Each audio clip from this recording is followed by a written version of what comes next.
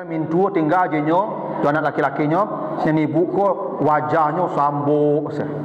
Ambo cuk mangiceng ka apa tu apa, ko apa basobu orang rumah situ, dapik orang rumah situ. Apa menunaikan kewajiban apa? Merawat orang gaib apa di hari tua. Tu istri apa mengambuk setiap hari, ganti semua. Ganti. Tu makanya ibu apa kok berhutang, ibu catat hutang tu. Oh, jangan ibu catat hutang tu. Kadang apa-apa kau cari kau. Bu pakai putih ibu lah, jangan tuan-tuan saya dah bayi lah ya. Catat haratu ibu tu dah haratu apa lah. Tapi kau haratu apa, haratu ibu. Kau ndak nyuagi ibu nafkah dapat. Atau kau sempili apa ibu? Pinjam. Pak pinjam piti lu ya. Bara 1 juta. Besok pinjam 1 jangan bayi-bayi.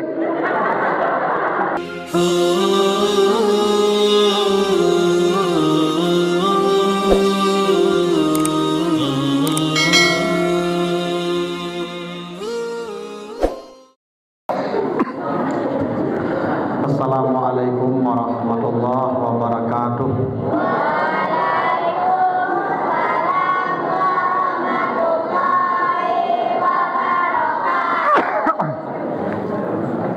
Alhamdulillahi rabbil alamin. Assalatu wassalamu ala asrafil anbiya'i wal mursalin wa ala alihi wa ashabihi ajmain. Bapak, ibu-ibu, kaum muslimin, jamaah salat Isya dan tarawih, insyaallah sebentar lagi yang dimuliakan Allah. Segala puji bagi Allah dan segala karunia-Nya. Selawat dan salam untuk Nabi kita Muhammad sallallahu alaihi wasallam. Bapak Ibu yang saya muliakan, malam ini kita akan bahas surat Al-Baqarah ayat 184. Al-Baqarah 184, di mana ayat ini adalah salah satu dari sekian ayat yang bicara tentang ketentuan-ketentuan puasa. Karena begini Bapak Ibu, di dalam Al-Quran tidak ada satupun ibadah yang tuntunannya, petunjuknya serinci puasa. Bapak Ibu kalau cari tuntunan salat dalam Al-Quran, tidak ada, karena yang ada perintahnya saja. Zakat juga begitu, haji juga begitu, ada beberapa tapi tidak serinci tuntunan puasa. Bapak Ibu kalau baca Al-Baqarah 183 sampai 187, itu rinci sekali Allah bicara tentang puasa. Tidak mungkin satu kesempatan ini kita selesaikan semua, maka kita bahas saja satu ayat, yaitu 184 tentang uzur-uzur berpuasa dan apa kewajiban bagi yang memiliki uzur itu. Kita baca ayat itu ya. A'udzubillahi minasyaitonirrajim. Ayyaman ma'dudat faman kana minkum maridan aw 'ala safarin fa'iddatun min ayyamin ukhar wa 'alal ladzina yutiqunahu fidyatun ta'amu miskin faman tatawwa'a khairan fahuwa khairul lah wa antasumu khairul lakum in kuntum ta'lamun. Puasa Ramadan itu ada pada hari yang dihitung. Maka siapa yang sakit di antara kamu atau dia bepergian, maka berbukalah, nanti ganti di hari yang lain. Dan yang tidak mampu berpuasa wajib makan. Nanti kewajibannya membayar fidyah setiap hari, memberi makan 1 mud makanan untuk orang miskin. Siapa yang melakukan amal tambahan dengan hartanya, itulah yang paling baik baginya. Dan bahwa kamu berpuasa dalam keadaan sakit atau bepergian itu lebih baik jika kamu mengetahui. Itu artinya Al-Baqarah 184. Jadi ada beberapa ketentuan dalam ini Ibu. Pertama, kata Allah puasa Ramadan itu ada pada hitungan hari, ayyaman ma'dudat. Jadi kita tidak boleh berbeda dalam hitungan hari, karena tekanannya pada jumlah hari, bukan pada nama bulan. Karena bulan bisa berbeda, ya. Ramadan ini boleh berbeda Bapak Ibu. Yang tidak boleh berbeda tuh jumlah hari kita berpuasa.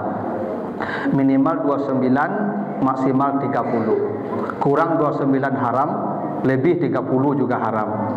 Selama hitungannya 29 atau 30 itu boleh. Mulai Ramadan boleh berbeda. Syawalnya juga boleh berbeda. Yang tak boleh berbeda itu hitungan hari. Karena aturannya begini, siapa yang melihat bulan maka dia wajib puasa. Faman syahida minkumus syahra falyasum. Siapa yang melihat bulan, yang melihat wajib puasa. Yang tidak melihat, kewajibannya ya sudah, sempurnakan bulan 30 hari, besoknya lagi dia puasa. Itu boleh berbeda. Yang satu rumah saja boleh berbeda Ramadan ya Ibu ya. Misalnya begini, ini misalnya ya Bu ya. Ini malam, ini hari tanggal 29 Sa'ban. Kan hari ini sorenya kita lihat hilal tuh. Nah kebetulan misalnya istri saya keluar rumah maghrib dan pulang ke rumah dia tampak hilal. Dia sampaikan ke rumah ke saya, dah tadi yang pun nampak hilal. Istri saya tuh wajib puasa Bapak Ibu ya. Dia wajib puasa karena itu melihat hilal. Nah begitu dia sampaikan ke saya, dah tadi ambo nampak hilal, ambo kurang yakin kayaknya. Mungkin rumah ambo kocok berduto kamu Pak kan. Itu contoh ya Pak ya. Tak percaya mungkinnya loh Pak Ibu. Maka saya tidak wajib puasa. Saya sempurnakan 30 hari, istri saya wajib puasa besok. Saya besoknya lagi. Itu keleluasaan Ramadan Ibu. Orang satu rumah saja boleh beda. Apalagi beda negara ya. Apalagi yang kita sudah beda sekian jauh ya, boleh berbeda. Yang penting jumlah harinya sama, 29 atau 30. Lalu kata Allah, siapa yang sakit atau dia bepergian boleh makan, nanti ganti. Nah ini dua uzur namanya nih. Yang sakit dan bepergian boleh berbuka di siang hari. Sakit diungkapkan Allah dalam bentuk nakirah namanya, indefinite maridan. Ndak al-marid. Kalau al-marid pakai alif lam namanya definite atau ma'rifah. Apa bedanya? Kalau al-marid itu sakitnya tertentu, jelas, terukur, definite. Kalau maridan umum, semua penyakit tanpa batas. Kenapa Allah mengatakan nakirah? Faman kana minkum maridan, untuk menunjukkan keumuman penyakit. Jadi Bapak Ibu boleh berbuka apapun penyakitnya, bagaimanapun kadar sakitnya, boleh berbuka. Karena maridan itu tidak tentu, nakirah namanya. Apapun yang dirasa sakit, siapapun yang merasa sakit, dia boleh makan. Boleh. Bahkan misalnya gini, ibu-ibu siang hari pasang jilbab, tuh kane jarum pentul jarinya, aduh, dan makan lagi, boleh. Silakan. Boleh. Karena Allah tidak menentukan jenis penyakit. Silakan makanlah. Tapi ganti besok. Emang ganti ibu-ibu dah perai logo, ganti. Ya misalnya apa-apa ada bisu ya. Siang tu angin-angin bisu tu. Dia bisu ambo angin-angin ah. Dan makan saya itu, makanlah. Allah tak membatasi penyakit, silakan. Silakan. Bahkan kata ya ahli fikih, ada seorang ahli fikih namanya Ibnu Sirin, yang tertusuk duri pun boleh makan. Misalnya Bapak Ibu memberasihan rumah, memberasihan halaman, tu terpijak duri. Dia makan saya itu, boleh. Nanti ganti. Allah sengaja tidak memberi batasan penyakit karena ini ibadah kejujuran. Makanya ya ayyuhallazina amanu, tanya iman kita, tanya hati kita. Menurut Bapak Ibu, layak tidak saya makan sakitnya segini? Layak Ustaz makan. Nanti ganti. Itu rahmat Allah begitu. Nah, yang kedua namanya safar, bepergian. Begini, marid kata sifat. Marid itu kata sifat. Safar tidak kata sifat, infinitif namanya, masdar. Harusnya sama-sama kata sifat. Faman kana minkum maridan au musafiran. Harusnya begitu. Dia ada seimbang. Sama kata sifat, maridan kata sifat, musafir kata sifat. Tapi maridan kata sifat, musafir diganti dengan masdar safar. Apa bedanya? Kata sifat itu sifatnya sudah harus terjadi. Pembohong itu kata sifat. Itu artinya dia sudah sering berbohong. Tapi kalau infinitif, dia tidak mesti terjadi. Perjalanan belum mesti terjadi. Kalau berjalan, orang yang sudah berjalan.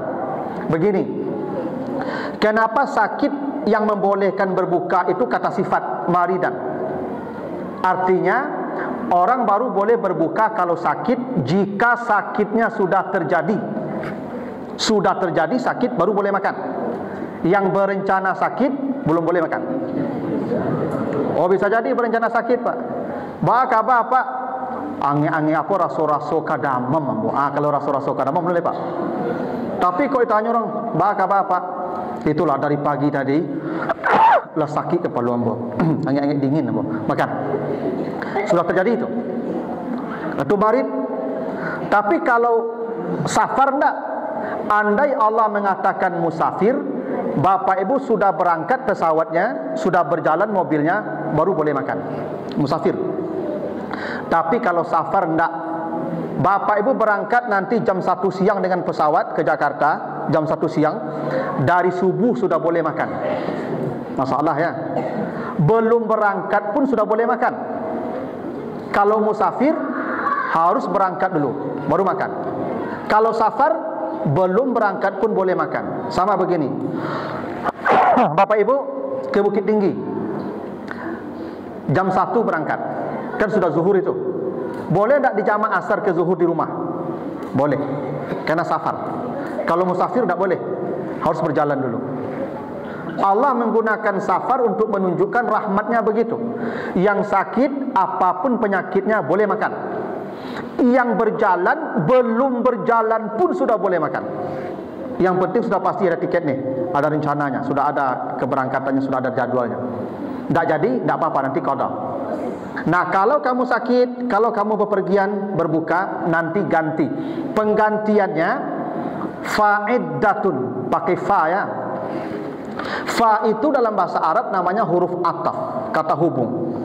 Huruf ataf ini macam-macam, ada summa. Coba Bapak Ibu perhatikan puasa Syawal, hadis tentang puasa Syawal. Apa kata Nabi? Kenapa Ibu ya, agak kurang sehat. Apa kata Nabi? Man shoma Ramadan summa atba'ahu sittan min Syawal kana kasiyamid dahri. Siapa yang puasa Ramadan lalu dia tambah 6 hari di bulan Syawal, maka nilainya sama puasa setahun penuh. Pakai summa di situ. Summa atba'ahu, summa bukan fa. Apa bedanya? Kalau summa itu tarahi. Kenapa puasa Syawal tarahi? Bapak Ibu kalau puasa Syawal jangan tergesa-gesa, santai-santai. Makanya puasa sunat Syawal itu nanti saja di penghujung Syawal. Seminggu menjelang Syawal berakhir baru puasa. Bapak itu hari raya. Makan dulu, makan. Silaturahim dulu. Bapak Ibu kan datang ke rumah orang, dihidangkan orang makanan. Tua ngecen puasa. Kan tak rancak hubung kalau tu. Atau orang datang ke rumah ibu, dihidangkan orang makanan, tu ditontonnya makan. Makan tak ada. Lemunya makan tak? Makan dulu. Lebaran dulu. Puasa Syawalnya nanti, santai. Itu makanya pakai summa. Kalau bisa Senin Kamis saja. Tak perlu terburu-buru. Beda dengan fa Bapak Ibu ya. Kenapa mengqada puasa Ramadan fa'iddatun? Segera, secepat mungkin, takkib. Akhir Ramadan langsung Syawal ganti. Ibu-ibu yang masih haid misalnya, begitu Ramadan berakhir masuk Syawal, dahulukan mengganti Ramadan daripada puasa sunat Syawal. Maka itu, ibu kalau tidak puasa Syawal mati bisa masuk surga. Tapi kalau ibu tidak mengganti puasa Ramadan mati berhutang, tidak akan masuk surga. Makanya kata Nabi, man mata wa alaihi siyam sama anhu waliyuhu. Siapa yang mati dia masih punya hutang puasa Ramadan, maka dipuasakanlah oleh walinya, anaknya, cucunya, bapaknya, saudaranya. Kalau tidak dia berhutang. Ibu mungkin sakit, mungkin bisa jadi kita sakit. Kalau sakit biasa kan qada. Qadarullah misalnya ambo sakit seminggu, ambo sakit Ramadan kok meninggal ambo Ibu. Kan ambo berhutang puasa seminggu, anak ambo membayarkan, apa ambo membayarkan atau saudara ambo membayarkan. Boleh. Itu makanya beginilah. Ibu-ibu bisa jadi ibu-ibu lu ketika muda haid lambek-lambek mengganti bertunda-tunda mengqada sehingga tak takana hutang lah bertumpuk-tumpuk. Eta bisa jadi begitu ibu-ibu tu. Setiap ibu puasa Senin sunat Kamis apa? Senin Kamis niatnya qada. Jangan dia sunat, mengqada niatnya. Maka itu boleh jadi ibu punya hutang. Kalau ibu niatnya puasa sunat, hutang ibu dah bansul lah. Tapi kalau ibu niatnya mengqada, andai ada hutang bisa selesai. Kalau tidak ada hutang lagi, dia jatuh sunat otomatis. Termasuk saya sarankan Bapak Ibu yang hutangnya sudah lunas, kalau puasa Senin Kamis niatkan mengqada puasa ibu bapaknya. Boleh jadi ibu kita dulu punya hutang puasa yang dia lupa kasih tahu ke kita. Karena puasa kok tidak bisa, tidak dibayar, wajib walaupun lah mati. Itu kenapa Bapak Ibu, ya, kalau apa-apa pareman kadang dulu, dari mulai muda pareman sumayang indak, puasa indak, umur 50 taubat. Sumayang apa yang 35 tahun yang tinggal sejak balik itu istighfar, salat selesai. Tapi puasa yang 35 tahun itu ganti. Jadi cerita indak lah. Kau nak berhutang sampai ke akhirat. Itu hebatnya puasa itu Ibu, tidak bisa lunas dengan taubat, tidak bisa lunas dengan istighfar. Lunasnya dengan mengganti. Itu kenapa mengganti puasa Ramadan itu pakai faidatun, cepat segera. Kok mati beko jadi hutang. Ya, itu makanya Bapak Ibu, ya, kalau ada hutang banyak puasa, awaklah sakit-sakit, berwasiatlah ke anak. Nah, ama banyak hutang puasa, ama kok meninggal ama besok, kalau mau kalian tolong bayarlah qadakan deh. Tapi tidak wajib hukumnya mereka mengganti kalau mereka mau selesai hutang kita. Jadi ibu kalau lama sih besok hutang 30 hari anak lagi berlimo kan meriang 6 tak boleh tu ibu. Ya. Itu kelamaan dia awak nama tu. Nah, itu ya ganti secepat mungkin. Yang kedua, orang yang tidak mampu wajib makan. Bahasa Allah mampu, kena la-nya dibuang. Harusnya Bapak Ibu ayat ini bunyinya wa 'alal ladzina la yutiquna, pakai la ya. Karena ada tidak di situ, yang tidaknya dibuang Allah. Kalau Bapak Ibu terjemahkan harfiah artinya orang yang mampu berpuasa wajib makan. Kan aneh dia, nyo mampu puasa tapi wajib makan. Maksudnya tidak mampu. Kenapa kata tidak dibuang Allah? Karena boleh jadi orang ini merasa dirinya mampu, tapi oleh Allah tidak mampu. Siapa mereka? Satu, al-haram, yang tua bangka. Pakai bangka Pak ya. Ini tua aku banyak Pak. Ada yang tua bangka, ada yang tua mangka. Ini bangka. Ciri-ciri tua bangka tu Ibu kalau nyo duduk, kepalanya lah modeko saya. Kola bangka. Makanya di surah An-Nur ayat 31. Bapak Ibu kalau baca An-Nur 31 nanti, Ibu kalau nampak laki-laki tua bangka tu boleh buka aurat di depan mereka. Boleh. Nampak laki-laki mereka, tu boleh buka aurat. Iyo Ustaz, iyo kepala dah tagak lagi ke manganya Ibu. Tagak saya lah payah oyong-oyong. Tu bangka. Tapi kalau ada apa-apa mereka, ibu buka aurat ibu tagak palo langsung. Tu bangka tu. Yang bangka tu Ibu kalau nyo makan lah ngetek-ngeretek tangan. Kalau nyo minum itulah serak-serak. Saraf-sarafnya lemah. Kata Nabi Zakaria, inni wahanal azmu minni. Ciri-ciri tua bangka tu sarafnya lah lama, tenaga lah hilang. Biasa tua bangka kau Ibu. Kalau nyo puasa, nyo makan ni beku tu. Nyo orang tua bangka kau penduto lagi Ibu. Ya, ciri-ciri tua bangka kau penduto.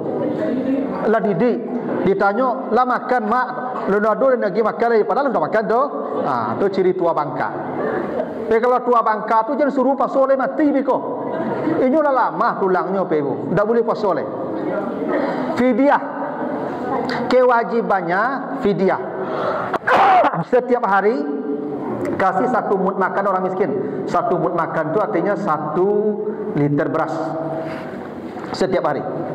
Tapi yang wajib bayar fidyah pun tidak dia, anak laki-lakinya. Bapak saya, ibu saya kalau tua bangka, saya yang wajib berikan fidyah mereka. Kalau mereka tidak berfidyah, mereka tidak berdosa. Saya yang berdosa. Kakak saya yang perempuan tidak wajib, karena dia tidak punya harta. Harta itu harta suaminya. Kalau kakak saya memberikan fidyah ayah saya, berarti dia mencuri harta suaminya.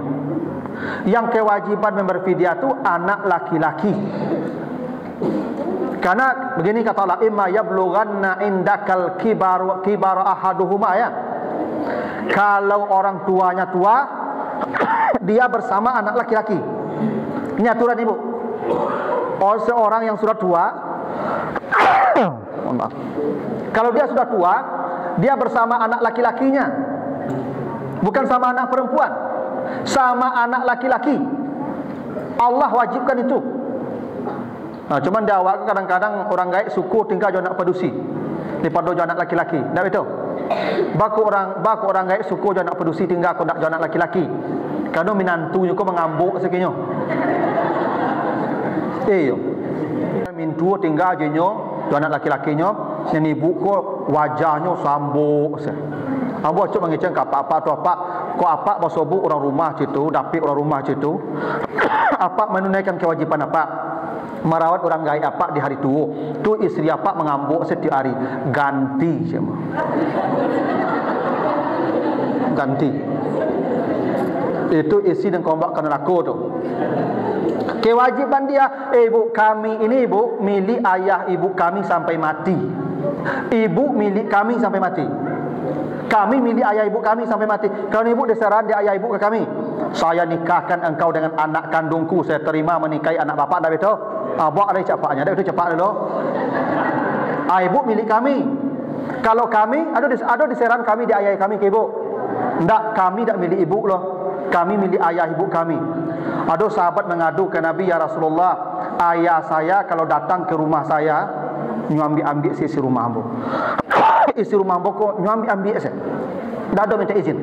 Apa kata Nabi? Anta wa maluka li abika. Semua hartamu hingga dirimu milik ayahmu. Tuh, kami ibu, bahkan seluruh harta kami, kami pun milik ayah ibu kami. Jadi kalau ada mintu ibu ke rumah, nyambil TV, nyambil kulkas, punya ini tu. Biasalah. Ya punya ini nyambil tu mah. Untung le kulkas TV nyambil kau dalam Bali coba pulang tu ke mana ibu? Lah pulang lah ni caknya. Kami dah punya ibu lah. Makanya gini, ada sahabat mengadu, ya Rasulullah, indid dananir, saya punya banyak uang nih. Ke siapa saya nafkahkan ini uang? Kata Nabi, istrimu, anakmu, ibumu, bapakmu, saudara perempuanmu, saudara laki-lakimu, 6. Saya ini ibu 6 orang tanggung jawab saya.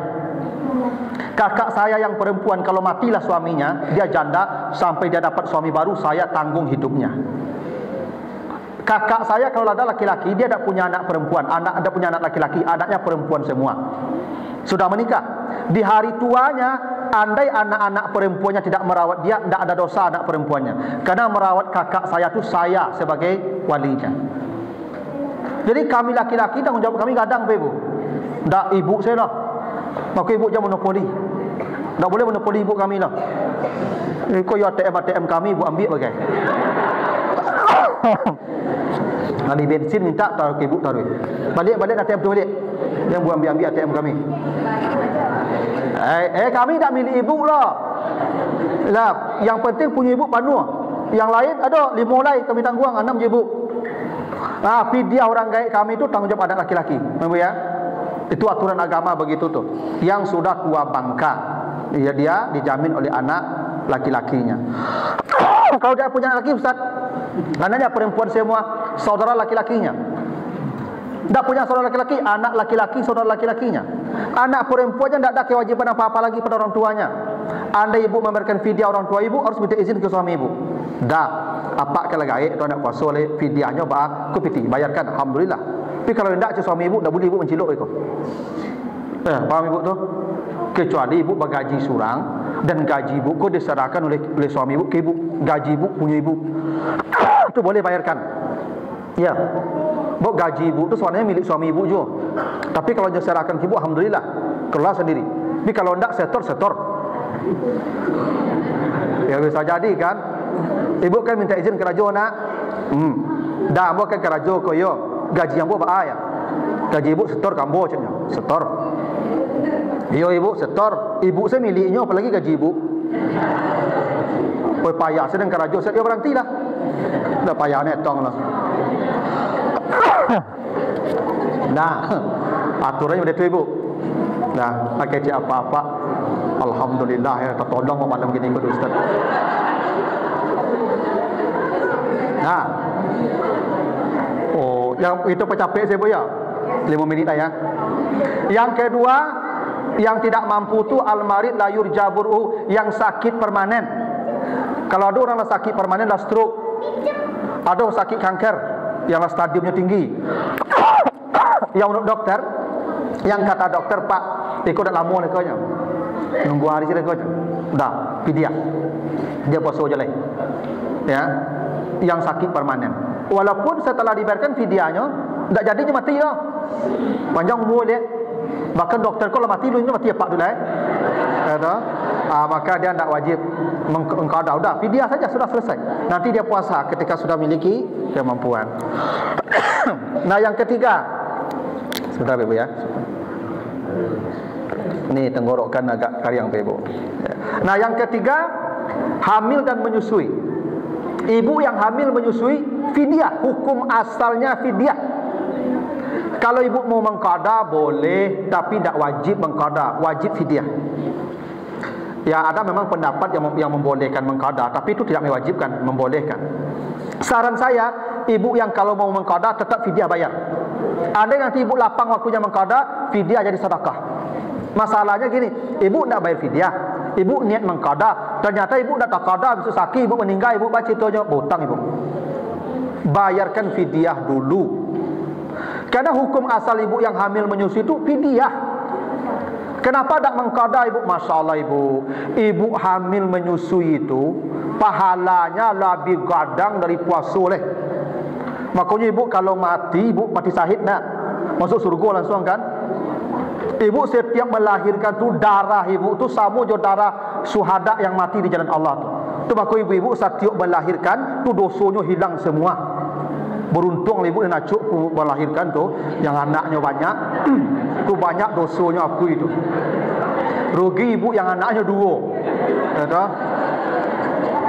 Untung ibu yang 10, yang 2 balik. Bahkan ibu nanti orang yang banyak anak tu dibanggakan Nabi di surga tu. Disorot wajah ibu tu, dibantang kamera apa, layar monitor kadang di surga tu besok. Kata Nabi ini, umat saya ni si fulana, anaknya 2 balik, dibanggakan. Yang 2 anak tak. Maka rajin-rajinlah hamil ibu-ibu. Kalau lah 2 tu baca lah ya. Nah, kalau hamil melahirkan kok kerajo barek, maka ibu tidak dibebankan syariat lagi, fidyah saja. Fidyah itu sama je puasa.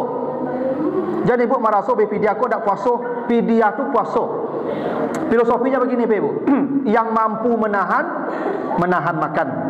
Yang tak mampu menahan, memberi makan. Memberi makan, menahan makan tu satu, sama. Bahkan fidyah itu pun yang wajib suami ibu. Ibu tak wajib fidyah.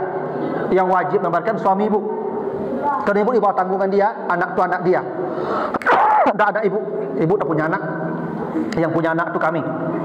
Karena ibu hanya sawah, menumbuhkan apa yang kami tanam. Tanaman milik petani. Itu filosofinya. Maka fidyah ibu tanggungan suami. Semua begitu dok. Fidyah tanggungan suami, zakat fitrah tanggungan suami, kalau kafarat pun tanggungan suami. Terjadi pelanggaran siang hari di bulan Ramadan, puasa 2 bulan berturut-turut kan, ibu dah kena kafarat, kami kena kafarat. Ibu tak, kenapa? Dosa ibu ditanggungkan ke kami. Tu hebatnya ibu tu. Nafkah kami tanggung, dosa kami tanggung. Masuk surga jo kami tu besok. Itu kenapa kata Allah, yaumana dukula unasin bi imamihim, semua orang dipanggil masuk surga dengan imamnya. Imam ibu siapa? Suami ibu. Ibu masuk surga jo kami besok. Bapak fulan dan nyonya surga Firdaus, pintu ampe masuk ibu jo kami. Ibu dah ngasih nama kami masuk leh. Cuma ibu tak boleh melawan-lawan. Ibu yang kalau melawan-lawan kini kuah, besok kami dibawa ke surga. Pak fulan silakan surga Firdaus. Kecik ibu, kami ambu apa kecik ibu. Dak kecik apa kau pelawan.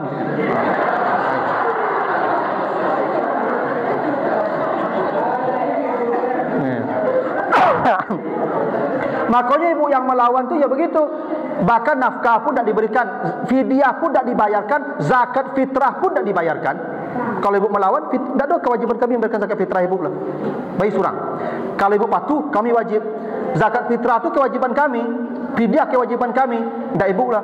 Maka ibu zakat fitrah tu je ibu fikir kami wajib bayar. Ibu antuk-antuk saya. Kau tanya apa zakat ibu tu saralah ya. Kami wajib bayar tu. Makanya bapak gini, ibu kalau dapat suami miskin, bisa jadi ibu kayo kadang, ibu jando kayo. Ya dapat warisan di suami pertama mati, dapat 1 miliar kan kayo ibu tu. Tu menikah ibu dia laki-laki miskin, berondong miskin. Kayak banyak jando kayo berondong miskin gini kok. Dak modal ya pak kau lah, modal lutui je nikahnya. Lalu makan saya rumah ibu tu kerjanya. Datang bulan Ramadan ibu gugur zakat fitrah ibu. Kenapa suami ibu miskin? Zakat fitrahnya gugur, zakat fitrah ibu. Ibu kan kayo iyo, tapi ibu punya suami gugur karena suami ibu miskin. Itu untungnya punya suami miskin. Nak bayar zakat fitrah ibu lah. Untung dapat suami miskin tu. Bahkan ibu boleh berzakat ke suami ibu. Ibu kalau zakat fitrah gugur, zakat mal tak? Kerana harap tu ibu. Jadi kalau ibu 1 miliar harap tu ibu, tiap tahun 25 juta tu, dek suami ibu miskin, boleh berzakat ke suami ibu. Bahkan itu harap tu ibu bukan harap tu suami ibu. Tapi harap tu suami, harap tu ibu. Maka suami tak boleh berzakat ke isteri. Tapi isteri boleh berzakat ke suami. Kerana harta suami harta isteri, tapi harta isteri bukan harta suami. Itu aturannya begitu. Itu makanya ibu apa kok berhutang ke ibu, catat hutang tu. Oh, jangan ibu catat hutang tu. Kadang apa-apa kau cari kau. Bu pakai kuti ibu lah, jangan tuan-tuan saya dah bayi lah ya. Catat haratu ibu tu dah haratu apa lah. Tapi kau haratu apa, haratu ibu. Kau ndak nyuagi ibu nafkah dapat atau kau sempili apa ke ibu? Pinjam. Pak pinjam piti lu ya. Bara 1 juta. Besok pinjam 1 jangan bayi-bayi. Karena isteri tidak ada berhutang ke suami itu harta dia. Berhutang bagaimana pula ceritanya ke harta dia berhutang. Ibu pinjam utang setarui. Kalau makanya jangan diutang. Hindun pernah mengadu, ya Rasulullah, inna Aba Sofyan rajulun sahih. Suami ambu Abu Sofyan kayu piti banyak pisim pilik kariang. Kalau apa-apa aku tipikal simpilik, magi belanjo saketik menyerengih panjang loh. Tak? Ada suaminya Abu Sofyan jatuh kata Nabi, khuzi ma yakfik, kalau begitu suamimu cilok. Ibu boleh mencilok. Kalau suami ibu kayu simpili, ambil saya. Dia minta izin dia kenyolai. Dia minta izin tak kenyol lagi lah, ambil. Ibu mengambil tu tak mencilok tu, mengambil hak ibu secara paksa. Nah, pakai cik ibu-ibu, aku baru cocok jawab ustaz. Ya. Oh, lagi itulah dulu Bapak Ibu ya, lagu jam 9 nah. Nantilah kita lanjutkan ya. Karena waktu terbatas juga. Assalamualaikum warahmatullahi wabarakatuh.